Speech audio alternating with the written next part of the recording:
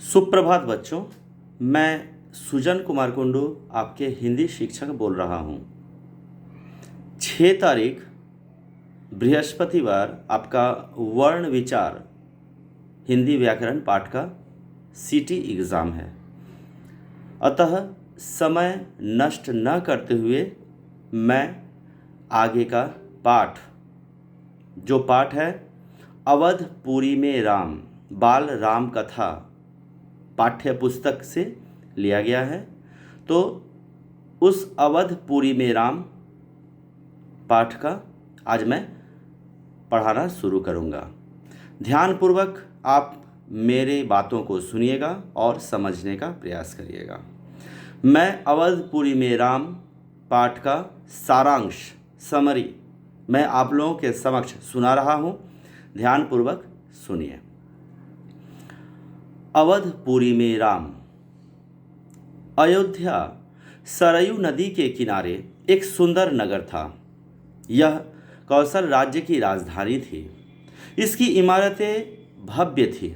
भव्य मतलब बहुत विशाल बड़ा।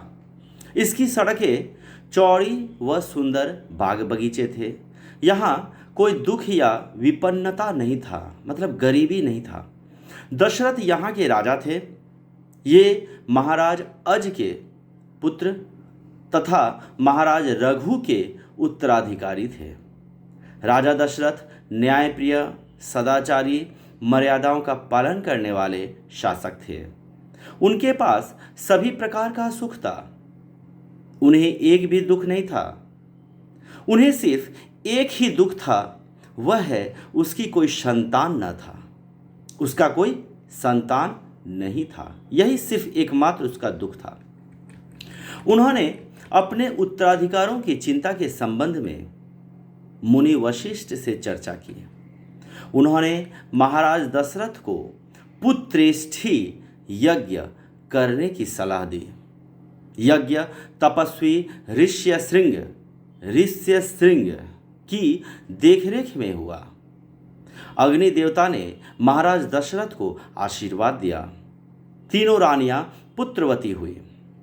बड़ी रानी अर्थात कौशल्या ने चैत्र नवमी के दिन राम को, मझली रानी जो सुमित्रा थी, उन्होंने 2 पुत्रों लक्ष्मण और शत्रुघ्न को तथा छोटी रानी कैकेयी ने भरत को जन्म दिया। राजमहल में खुशियां छा गई। चारों राजकुमार धीरे धीरे बड़े हुए। चारों अत्यंत सुंदर थे तथा उनमें आपस में बहुत प्रेम था। उन्होंने कुशल और अपनी विद्या में दक्ष गुरुजनों से ज्ञान अर्जित किया तथा शस्त्र विद्या सीखी। राजा दशरथ को राम सबसे प्रिय थे, क्योंकि उनमें विवेक, शालीनता, न्यायप्रियता थी। राजकुमार भी विवाह योग्य हो गए।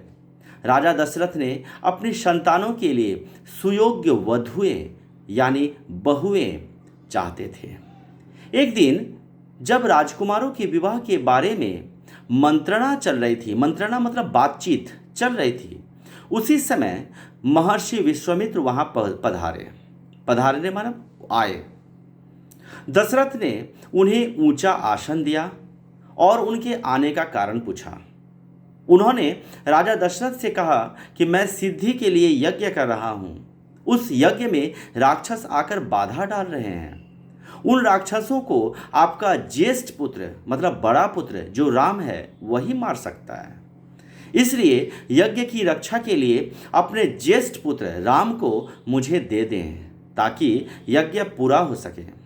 राजा दशरथ ने कहा, मेरा राम तो अभी 16 वर्ष का नहीं हुआ है, सिर्फ 16 वर्ष का ही है। वह राक्षसों से कैसे लड़ेगा, बहुत छोटा है। वह अपने प्रिय पुत्र राम को नहीं अपने से दूर भेजना चाहते थे। ऋषि ने दशरथ से कहा कि वे रघुकुल की रीति तोड़ रहे हैं, वचन देकर पीछे हट रहे हैं। यह कुल की विनाश का सूचक है। ऐसा होते देख मुनि वशिष्ठ आगे आए और उन्होंने कहा, महर्षि विश्वामित्र सिद्ध पुरुष हैं, अनेक गुप्त विद्याओं के जानकार हैं। राम भी उनसे अनेक विद्याएं सीख सकेंगे। दशरथ ने दुखी मन से यह बात स्वीकार कर ली, परंतु उन्होंने राम के साथ लक्ष्मण को भी जाने का आग्रह किया। विश्वामित्र ने दशरथ की बात को मान लिए। दशरथ ने राम लक्ष्मण को दरबार में बुलाकर अपने निर्णय के बारे में बताया। दोनों भाइयों ने आदर सहित सिर झुका दिया। दोनों राजकुमार बिना देर किए महर्षि के साथ बिहर जंगलों की ओर चल दिए, मतलब घने जंगलों की ओर। विश्वामित्र आगे आगे, राम और लक्ष्मण धनुष संभाले और तरकश बांधे पीछे चल रहे थे। तरकश अर्थात जो तीर रखने का जो जगह होता है पीछे, उसे कहते हैं तरकश। अब देखिए, कठिन शब्दों के अर्थ मैं बोल रहा हूं, ध्यानपूर्वक सुनिएगा। जो कठिन शब्दों के अर्थ है वह है दर्शनीय अर्थात देखने लायक, विलक्षण अर्थात अद्भुत, सरोवर अर्थात तालाब, विपन्नता अर्थात गरीबी, पारंगत अर्थात निपुण, वियोग अर्थात अलग होना, संज्ञा शून्य अर्थात अचेतना। अचेतना मतलब बंगला में कहते हैं अज्ञान हो जावा, बेहोश जिसे कहते हैं। तुसीर अर्थात तरकश, जो तीर रखने का जगह है वे। आशा करता हूं आप लोग पाठ का सारांश, कठिन शब्दों के अर्थ समझ गए होंगे। मैं इसके अगले दिन प्रश्नोत्तर और आगे का जो पाठ है आप लोगों के समक्ष उस पाठ का भी सारांश प्रस्तुत करूंगा और दोनों पाठ का एक साथ प्रश्न उत्तर आप लोगों को दूंगा, क्योंकि पाठ बहुत ही छोटा छोटा है और बहुत ही आसान है, बहुत ही छोटा और आसान है। इसलिए दोनों पाठ का सारांश मैं आज पहला पाठ का दे रहा हूँ, कल मैं सेकेंड पाठ का मैं इसका सारांश दूंगा और इसके बाद मैं दोनों पाठ से प्रश्न उत्तर भी दूंगा। आप लोग उसे कॉपी में लिख लीजिएगा और याद करने की कोशिश करिएगा, बार बार घर में लिख करके प्रैक्टिस करिएगा। ओके, धन्यवाद इति।